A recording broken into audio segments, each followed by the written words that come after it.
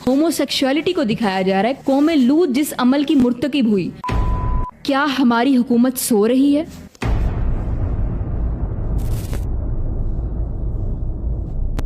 بسم اللہ الرحمن الرحیم۔ السلام علیکم ورحمۃ اللہ وبرکاتہ۔ ڈرامہ سیریل برزخ آج کل آپ کو ہر خاص و عام کی زبان سے سننے کو ملے گا۔ ڈرامہ سیریل برزخ پر آخر کیوں ہر کوئی بات کر رہا ہے، آج ہم اس کو 10 پوائنٹس کی شکل میں دیکھیں گے۔ سب سے پہلا پوائنٹ، ڈرامہ سیریل برزخ کا نام یعنی برزخ۔ برزخ کہا جاتا ہے ان سین بیریئر کو، یعنی آپ کے موت کے دن سے لے کر قیامت کے دن تک کا جو سفر ہے، وہ جو دنیا ہے، اس کو برزخ کہا جاتا ہے۔ اللہ تعالیٰ نے قرآن پاک میں اس کا ذکر سورہ المومنون کی آیت نمبر 100 میں کیا ہے۔ پوائنٹ نمبر 2 کہ یہ ڈرامہ پاکستانی چینل پر نہیں چلایا گیا، یہ انڈین چینل پر چلایا جا رہا ہے۔ تو آخر کیا وجہ ہے کہ مسلمان یا پاکستانی لوگ بھی اس کو ڈسکس کر رہے ہیں؟ تیسرا پوائنٹ ہے کہ اس ڈرامہ سیریل کی جو کاسٹ ہے وہ پاکستانی ہے، اس ڈرامہ سیریل کی جو شوٹنگ ہے وہ پاکستان میں ہوئی ہے۔ یہی وجہ ہے کہ پاکستان کے لوگ اس کو زیادہ ڈسکس کر رہے ہیں اور مسلمان بھی اس کو ڈسکس کر رہے ہیں۔ اس کی وجہ یہ ہے کہ جو پاکستانی کاسٹ ہے وہ مسلمان ہے۔ پوائنٹ نمبر 4 اس ڈرامہ کو ڈسکس کرنے کی ایز اے مسلم سب سے بڑی وجہ وہ ہے اس ڈرامہ کا تھیم۔ آل تو ہماری پاکستانی ڈرامہ انڈسٹری ہر ڈرامہ میں ہی بے حیائی کو پروموٹ کر رہی ہے، لیکن اس ڈرامہ میں آپ کو بے حیائی کی تمام لمٹس کراس کرتے ہوئے ایکٹرز اور ایکٹریسز دکھائی دیتے ہیں، جس میں سب سے پہلے LGBTQ، دوسرا ہوموسیکشوالٹی، تیسرا اموڈسٹی، بے حیائی، بدکاری، یعنی وہ تمام چیزیں جن کو اسلام نے حرام قرار دیا ہے وہ آپ کو اس ڈرامہ میں دیکھنے کو ملتی ہیں۔ یعنی تو ایز اے مسلم آپ اس ڈرامہ کو دیکھ ہی نہیں سکتے، کیونکہ اس میں وہ ہر چیز ہے جس کو آپ کو اللہ اور اللہ کے رسول نے حرام قرار دیا ہے۔ پوائنٹ نمبر 5 ہے کہ اس کا آخر دیکھنے والے پر کیا اثر ہوگا، جس میں سب سے پہلے جوان حضرات وہ تو پھر بھی کسی طرح سے اپنے اوپر کنٹرول کر لیں گے اس ڈرامہ کو دیکھنے کے بعد، لیکن آپ ذرا سوچیں ان بچوں کے بارے میں جو ابھی گرو کر رہے ہیں، ایسے بچے جن کی ابھی تربیت شروع ہوئی ہے، جن کو ماں باپ ابھی گرومنگ کر رہے ہیں۔ جب وہ اس ڈرامہ کو دیکھیں گے جس میں یہ دکھایا جا رہا ہے کہ ایک میل شاور لے رہا ہے، نہا رہا ہے اور ایک بچہ آ کے اس کو دیکھ رہا ہے، تو کیا ہمارے بچے اس سے کوئی اخلاقیات سیکھ رہے ہیں؟ کیا ہمارے بچوں کے لیے اس ڈرامہ کو دیکھنا مناسب ہے؟ جبکہ ہم اپنے گھروں میں اپنے بچوں کو کیا تعلیم دیتے ہیں؟ ان کو حیا سکھاتے ہیں، ان کو اصول بتاتے ہیں کہ آپ نے یہ دیکھنا ہے، یہ نہیں دیکھنا، آپ نے یہاں جانا ہے، یہاں نہیں جانا۔ اس دور میں جہاں پر بچوں کو پرائیویٹ پارٹس کی ایجوکیشن دینا اتنا ضروری ہو گیا ہے، وہاں پر آپ کو بچوں کو یہ دیکھنے کو ملے گا۔ پوائنٹ نمبر 6 اس ڈرامہ کی کاسٹ۔ جیسے میں نے پہلے بتایا کہ اس میں پاکستانی کاسٹ ہے اور مسلمان بھی ہیں، تو کیا مسلمان ہونے کی حیثیت سے اسلام کا ٹیگ لگا کر آپ بے حیائی کو اس طرح سرے عام پروموٹ کر سکتے ہیں؟ اتنے بڑے پلیٹ فارم پر ہوتے ہوئے جب آپ کو اس چیز کا اندازہ بھی ہے کہ آپ کو ہر طرح کے لوگ دیکھ رہے ہیں، ہر عمر کے لوگ دیکھ رہے ہیں، تو کیا آپ اس طرح سے بے حیائی کو پروموٹ کر سکتے ہیں؟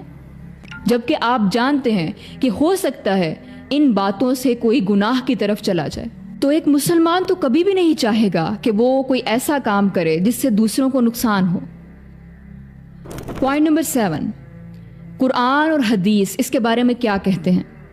قرآن کی جب آپ آیات کا مطالعہ کرتے ہیں تو اللہ تعالیٰ تو واضح طور پر فرما رہا ہے، ان الذین یحبون ان تشیع الفاحشۃ فی الذین آمنوا، کہ وہ لوگ جو چاہتے ہیں کہ ایمان والوں میں بے حیائی پھیلے، ان کے لیے دردناک عذاب ہے، دنیا میں بھی اور آخرت میں بھی۔ تو اللہ تعالیٰ تو دردناک عذاب کی وعید سنا رہے ہیں کہ تم لوگ جو یہ سر عام بے حیائی پھیلا رہے ہو نا، مسلمانوں کو چاہ رہے ہو کہ وہ بے حیا بن جائیں، حیا کا دامن چھوڑ دیں، تو تمہارے لیے دردناک عذاب ہے، نہ صرف آخرت میں بلکہ دنیا میں بھی تمہیں عذاب ملے گا۔ اتنی سخت آیات کو سننے کے بعد کون یہ جرت کرے گا کہ معاشرے میں بے حیائی پھیلائے؟ اور حدیث تو اس سے بھی زیادہ واضح ہے۔ رسول اللہ صلی اللہ علیہ وآلہ وسلم نے فرمایا، الحیاء من الایمان، حیا ایمان کا حصہ ہے۔ اللہ اکبر۔ یعنی آپ کے اندر اگر حیا نہیں ہے تو آپ کا ایمان ہی مکمل نہیں۔ پھر ایک انسان مسلمان ہوتے ہوئے یہ تصور بھی کیسے کر سکتا ہے کہ وہ حیا کو اپنے اندر سے نکال کر بے حیائی کی زندگی گزارتے ہوئے، اور نہ صرف گزارتے ہوئے بلکہ دوسروں کو بھی اس کی طرف مائل کرتے ہوئے اللہ کے حضور بچ جائے گا؟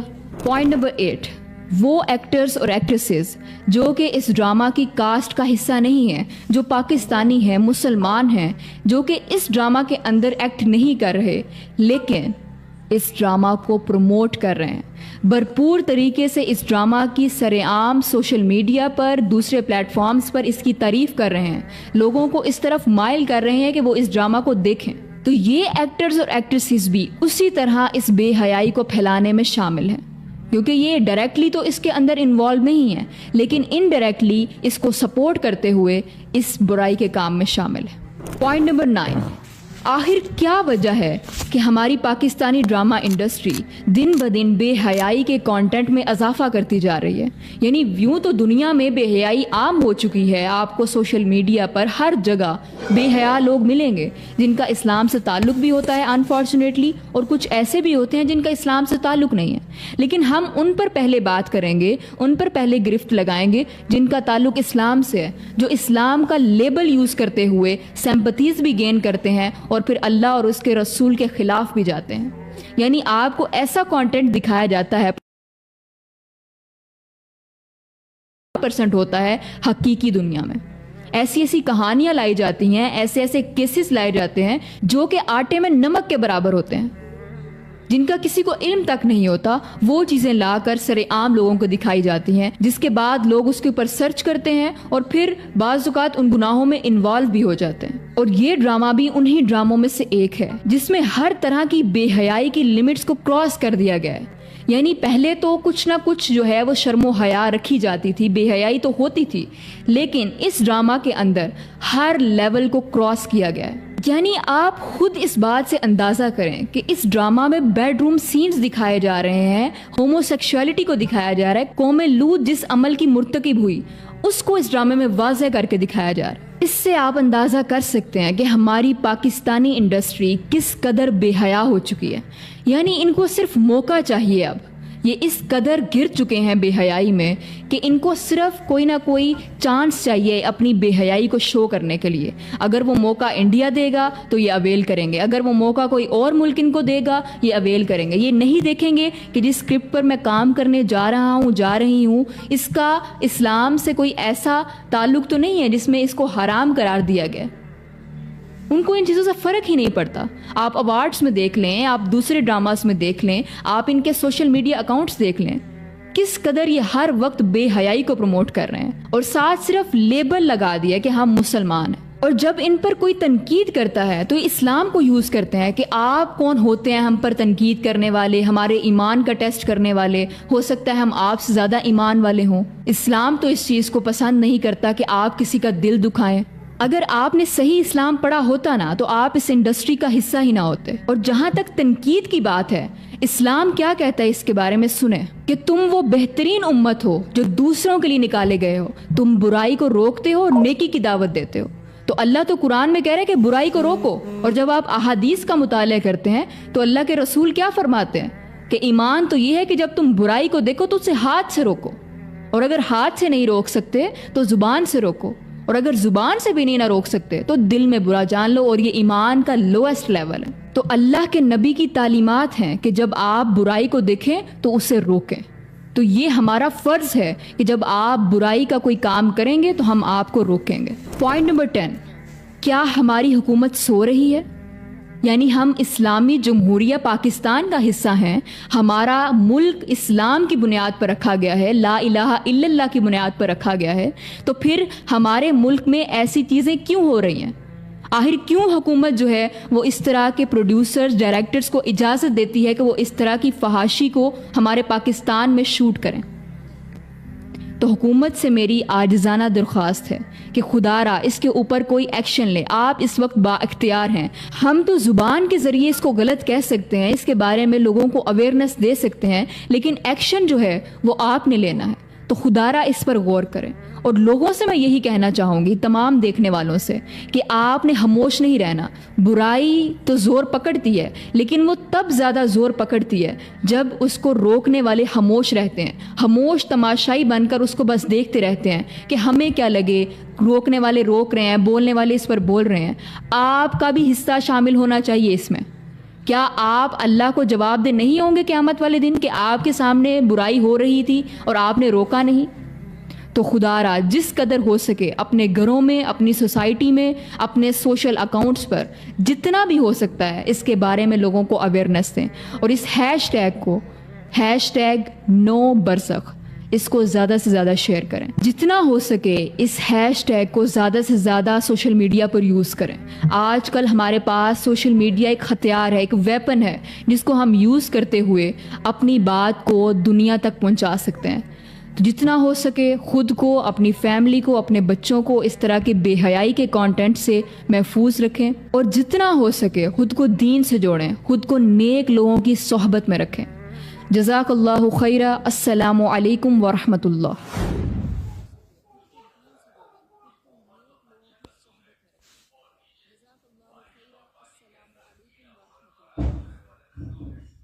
آلدو ان چاروں میں بھی آپ کو اختلافات ملے گا، یعنی صحابہ موجود تھے اس وقت بھی، لیکن حضرت فاطمہ رضی اللہ عنہا کہ تمہاری نسبت میرے ساتھ ایسی ہے جیسے موسیٰ علیہ السلام کی نسبت اپنے بھائی ہارون کے ساتھ تھی. حضرت عمر کہتے ہیں کہ مجھے کبھی اس چیز کی تمنا نہیں ہوئی لیکن ضرور آگ میں داخل کرے کہ اللہ کی قسم جس کے ہاتھ میں میری جان ہے. کے پاس ایک شیشی ہے جس میں آپ سے ہم خون اکٹھا کر رہے ہیں. یعنی رسول اللہ صلی اللہ علیہ وسلم سے بغض رکھا. 10 محرم الحرام 61 ہجری کو امت نے نہ تو قرآن کو مضبوطی سے تھاما اور نہ ہی اہل بیت کو زندہ چھوڑا. بسم اللہ الذی لا يضر مع اسمه شیء فی الارض ولا فی السماء وهو السمیع العلیم. شروع اللہ کے نام سے جس کی نام کی برکت سے زمین و آسمانوں میں کوئی بھی چیز نقصان نہیں پہنچا سکتی، اور وہی سننے اور جاننے والا ہے. آج 2 محرم الحرام ہے اور سب سے زیادہ ڈسکس کیے جانے والا ٹاپک محرم الحرام میں اہل بیت کا. سو لیٹس اسٹارٹ وتھ کہ آخر اہل بیت ہیں کون؟ بہت اچھا سوال ہے. اہل بیت کو جتنا محرم الحرام میں ڈسکس کیا جاتا ہے شاید ہی کسی مہینے میں ڈسکس کیا جاتا ہو. تو محرم الحرام میں اہل بیت کی شان بیان کرنا بہت اچھی بات ہے، لیکن جیسے آپ نے سوال پوچھا، ہمیں سب سے پہلے یہ جاننے کی ضرورت ہے کہ اہل بیت اصل میں ہیں کون. اب جو سب کے ہاں کامن ٹرمز ہیں اور جس پر سب کا اتفاق ہے وہ ہمیں 4 جو ہیں وہ دیکھنے کو ملتے ہیں، جس میں حضرت علی رضی اللہ عنہ، حضرت فاطمہ رضی اللہ عنہا، حضرت امام حسن اور حضرت امام حسین علیہ السلام. یہ 4 جو ہیں وہ اہل بیت میں شامل ہیں، اس بات پر سب کا اتفاق ہے. احادیث میں جب آپ اس کو دیکھتے ہیں تو بہت مشہور حدیث ہے، حضرت عائشہ رضی اللہ عنہا سے مروی ہے کہ رسول اللہ صلی اللہ علیہ وسلم نے چادر اوڑھی ہوئی تھی. کچھ دیر میں حضرت علی رضی اللہ عنہ تشریف لائے، آپ صلی اللہ علیہ وسلم نے اپنی چادر میں ان کو لے لیا. پھر حضرت فاطمہ رضی اللہ عنہا تشریف لائیں، آپ صلی اللہ علیہ وسلم نے ان کو اپنی چادر میں لے لیا.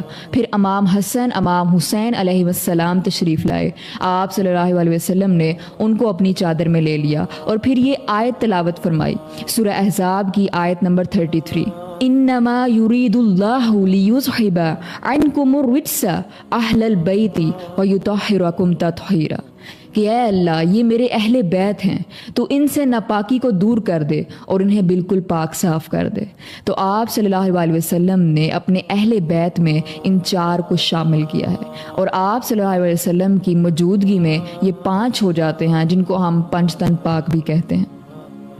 اب ایک تو یہ اہل بیت ہیں، دوسرا قرآن کی جو میں نے آپ کو آیت تلاوت کی ہے. اب اگر آپ اس کا کانٹیکسٹ دیکھیں، آیت نمبر 28 سے لے کر آیت نمبر 33 تک جب آپ اس کو پڑھتے ہیں تو آپ کو یہ پتہ چلتا ہے کہ کانٹیکسٹ میں یہ بات کس سے کی جا رہی ہے، یہ ازواج مطہرات سے کی جا رہی ہے. تو قرآن کی ان آیات سے ازواج مطہرات بھی اہل بیت میں شامل ہیں. اب اس کے علاوہ جو اہل بیت میں شامل ہیں ان کو دیکھ لیتے ہیں. غدیر خم کی بہت مشہور حدیث ہے. رسول اللہ صلی اللہ علیہ وسلم نے جب غدیر خم کے موقع پر خطبہ دیا تو اس میں آپ صلی اللہ علیہ وسلم نے کیا فرمایا کہ اے لوگوں میں تمہارے درمیان دو چیزیں چھوڑ کر جا رہا ہوں. پہلا ہے اللہ کی کتاب. اللہ کی کتاب اللہ کی رسی ہے, اس کو مضبوطی سے تھامے رکھو, جو اس کو تھام لے گا وہ گمراہ نہیں ہوگا. اور دوسرا میرے اہل بیت. اے لوگوں میں تمہیں اپنے اہل بیت کے بارے میں اللہ سے ڈراتا ہوں. اے لوگوں میں اپنے اہل بیت کے بارے میں تمہیں اللہ سے ڈراتا ہوں. اے لوگوں میں تمہیں اپنے اہل بیت کے بارے میں اللہ سے ڈراتا ہوں. 3 بار آپ صلی اللہ علیہ وسلم نے لوگوں کو کہا کہ تم میرے اہل بیت سے حسن سلوک کرنا. تو جب آپ اس حدیث کا کانٹیکسٹ دیکھتے ہیں اور اسے سمجھنے کی کوشش کرتے ہیں تو آپ کو پتہ چلتا ہے کہ رسول اللہ صلی اللہ علیہ وسلم کے جانے کے بعد کن لوگوں پر جو ہے وہ ظلم کیے گئے. آپ صلی اللہ علیہ وسلم کے جو رشتہ دار تھے ان پر بہت زیادہ ظلم کیا گیا, جس میں آل عقیل, آل جعفر, آل عباس اور آل علی شامل ہیں. تو یہ بھی اہل بیت میں شامل ہیں.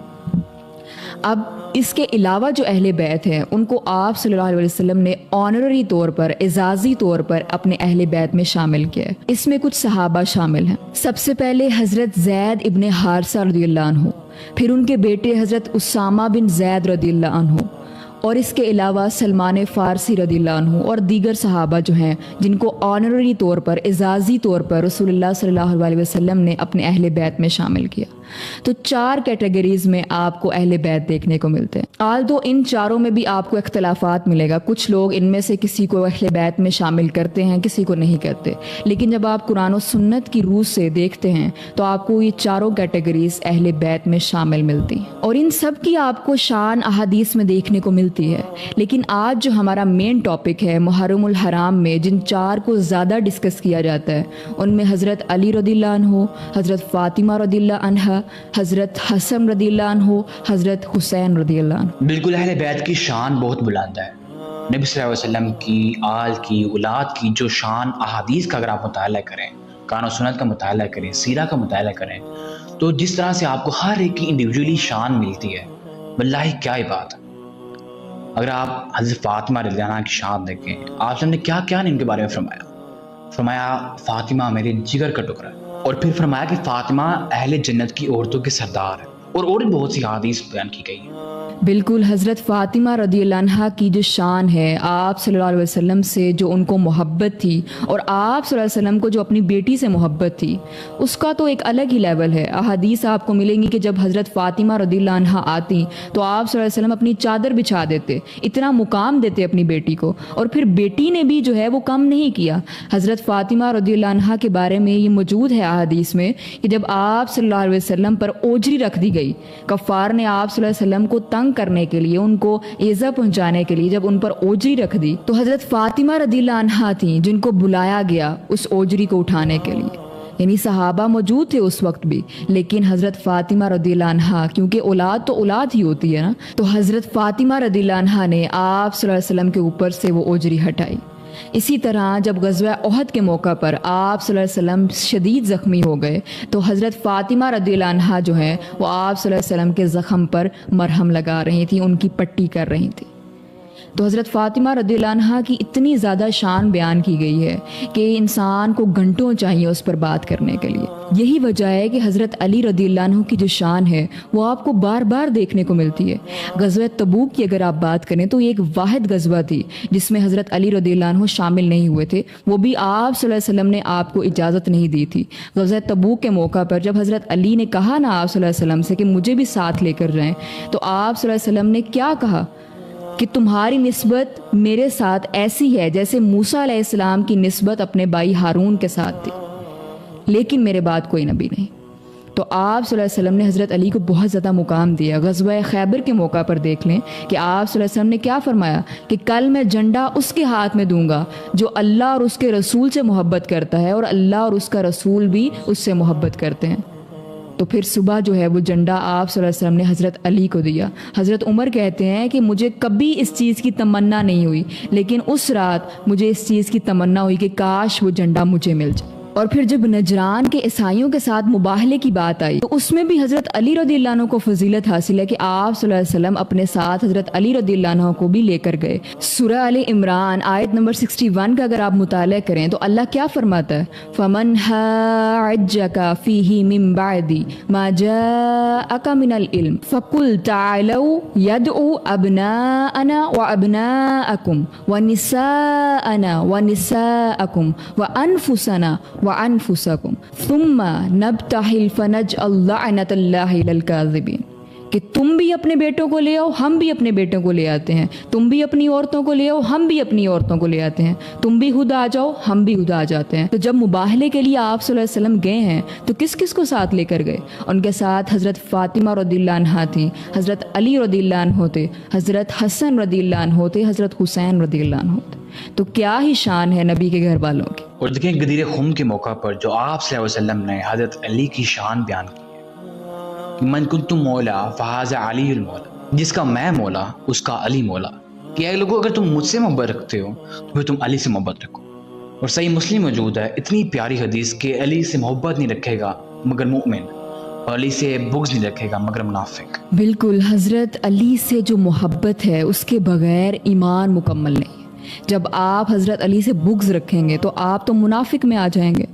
احادیث تو بے شمار ہیں حضرت علی کے حوالے سے۔ آپ صلی اللہ علیہ وسلم نے احادیث میں موجود ہے کہ آپ صلی اللہ علیہ وسلم نے فرمایا کہ میں نے قرآن کی تبلیغ کے لیے کافروں سے قتال کیا، لیکن حضرت علی جو ہیں وہ قرآن کی تعبیر کے لیے مسلمانوں سے قتال کریں گے۔ اس طرح کی درجنوں احادیث آپ کو اہل بیت سے متعلق، حضرت علی رضی اللہ عنہ سے متعلق، امام حسن حسین علیہ السلام سے متعلق دیکھنے کو ملیں گی۔ حضرت ابو سعید خدری رضی اللہ عنہ بیان کرتے ہیں کہ رسول اللہ صلی اللہ علیہ وسلم نے فرمایا کہ اللہ کی قسم جس کے ہاتھ میں میری جان ہے، جو کوئی ہم اہل بیت سے بغض رکھے گا اللہ تعالیٰ اسے ضرور آگ میں داخل کرے گا۔ آپ صلی اللہ علیہ وسلم کو اپنے اہل بیت سے بہت محبت تھی، اور حسن و حسین سے آپ صلی اللہ علیہ وسلم جس قدر محبت کرتے تھے ڈھیروں احادیث آپ کو ملیں گی۔ بالکل حدیث میں آتا ہے کہ حضرت حذیفہ بن یمان رضی اللہ عنہ کہتے ہیں کہ اپنی والدہ سے ملاقات کرنے کے لیے گیا تو میری والدہ نے مجھ سے پوچھا کہ تم رسول اللہ سے آخری بار کب ملے تھے؟ میں نے فرمایا مجھے بہت عرصہ ہو گیا رسول اللہ سے ملے ہوئے۔ کہا مجھے ڈانٹا تو میں نے کہا کہ اب رہنے دیجئے، میں آج رسول اللہ صلی اللہ علیہ وسلم کی بارگاہ میں حاضر ہوں گا اور نماز مغرب ان کے ساتھ ادا کرتا ہوں، تو میں سے درخواست کروں کہ آپ صلی اللہ علیہ وسلم میرے اور آپ کے لیے دعا مغفرت کریں۔ تو چنانچہ میں آپ صلی اللہ علیہ وسلم کی بارگاہ اقدس میں حاضر ہوا اور نماز مغرب ان کے ساتھ ادا کی، لیکن بعد میں آپ صلی اللہ علیہ وسلم نماز نفلی میں مشغول رہے، حتیٰ کہ نماز عشاء بھی ان کے ساتھ ادا کی۔ جب آپ صلی اللہ علیہ وسلم اپنے گھر کو چلے تو اندھیرے میں میرے قدموں کی آہٹ سن کر انہوں نے پوچھا کہ کون ہے؟ حذیفہ ہو؟ میں نے کہا جی ہاں رسول اللہ۔ تو آپ نے فرمایا کہ کیا کام ہے؟ پھر آپ نے خود ہی دعا کر دی کہ اللہ تمہیں اور تمہاری ماں کی بخشش فرمائے۔ لیکن ساتھ آپ صلی اللہ علیہ وسلم نے فرمایا کہ آج زمین پر ایک ایسا فرشتہ اترا ہے جو آج سے پہلے کبھی نہیں اترا۔ اس نے مجھے اللہ کے حکم سے سلام کیا اور کہا کہ میری بیٹی حضرت فاطمہ رضی اللہ عنہا اہل جنت کی عورتوں کے سردار ہیں، اور میرے بیٹے حسن و حسین علیہ السلام جنتی نوجوانوں کے سردار ہیں۔ اور المستدرک الحاکم میں موجود ہے کہ عبداللہ بن مسعود رضی اللہ عنہ کہتے ہیں کہ آپ صلی اللہ علیہ وسلم نے فرمایا کہ حسن و حسین جنتی نوجوانوں کے سردار ہیں، اور ان کے والد مولا علی علیہ السلام ان سے بھی جنت میں بہتر مقام پر ہوں گے۔ سیدنا عبداللہ بن عباس بیان کرتے ہیں کہ رسول اللہ صلی اللہ علیہ وسلم حسن و حسین کو اللہ کی پناہ میں دیا کرتے اور فرماتے کہ تمہارے باپ حضرت ابراہیم علیہ السلام اپنے دونوں بیٹوں حضرت اسماعیل علیہ السلام اور حضرت اسحاق علیہ السلام کو بھی انہی الفاظ کے ساتھ اللہ کی پناہ میں دیا کرتے تھے۔ پھر ایک اور حدیث میں آتا ہے کہ حضرت اسامہ بن زید رضی اللہ عنہ بیان کرتے ہیں کہ میں ایک دن کسی کام سے رسول اللہ صلی اللہ علیہ وسلم کی خدمت میں حاضر ہوا۔ رسول اللہ صلی اللہ علیہ وسلم باہر تشریف لائے، رات کا وقت تھا۔ میں نے دیکھا کہ آپ صلی اللہ علیہ وسلم نے ایک چادر میں کچھ اٹھایا ہوا تھا۔ جب میں نے اپنے کام کی بات عرض کر لی تو میں نے پوچھا کہ یا رسول اللہ آپ نے کیا اٹھا رکھا ہے؟ تو آپ صلی اللہ علیہ وسلم نے چادر ہٹا کر دکھایا تو حسن و حسین آپ صلی اللہ علیہ وسلم نے اپنی گود میں اٹھا رکھے تھے۔ پھر آپ صلی اللہ علیہ وسلم نے یوں دعا فرمائی، یہ دونوں میری اولاد ہیں، میری بیٹی کے بیٹے ہیں، اللہ تعالیٰ میں ان سے محبت رکھتا ہوں، تو بھی ان دونوں سے محبت فرما، اور جو کوئی ان دونوں سے محبت کرے تو ان سے بھی محبت فرما۔